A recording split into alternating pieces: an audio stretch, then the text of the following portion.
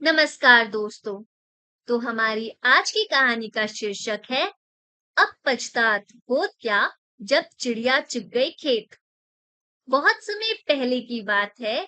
एक छोटे से गांव में हरिया नाम का एक किसान अपने बूढ़े पिता के साथ रहता था। हरिया का परिवार कभी बहुत संपन्न था, लेकिन अब हालात कुछ ठीक नहीं थे। उनके पास बस एक छोटा सा खेत बचा था, जिससे उनका गुजारा होता था। हरिया का स्वभाव बहुत ही लापरवाह और आलसी था। उसके पिता दिन रात उसे समझाते, बेटा, खेती समय की मांग करती है। यदि तू मेहनत नहीं करेगा तो पेट भर अन्न भी नसीब नहीं होगा। लेकिन हरिया हमेशा यही कहकर टाल देता, अभी बहुत समय है बाबूजी, कल से करूंगा। वक्त बीतता गया।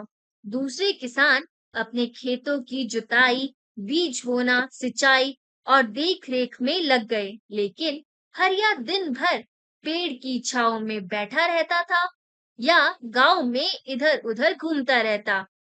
जब सबके खेतों में फसल लहलहाने लगी, तब जाकर हरिया को होश आया।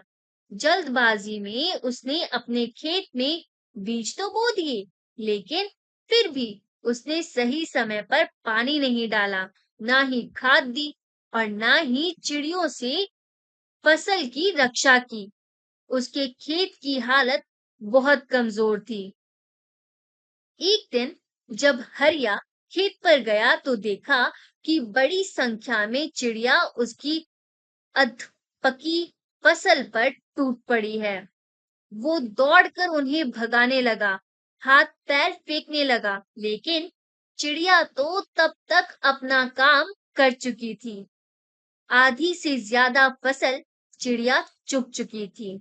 हरिया थक हार कर खेत के किनारे बैठ गया और रोने लगा। उसकी आंखों में आंसू थे और दिल में पछतावा। उसी समय उसके पिता वहां आए और बोले, अब पछतात हो क्या जब चिड़िया चुग गई खेत। समय रहते जो नहीं जागे उन्हें पछताने ही पड़ता है बेटा। हरिया ने सिर झुका लिया।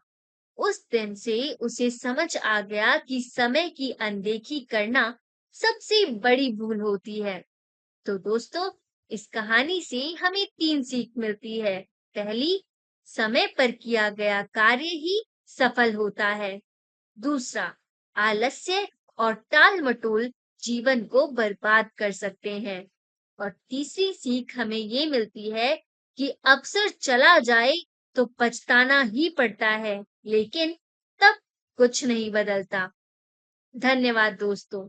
तो मिलते हैं अपनी अगली कहानी में।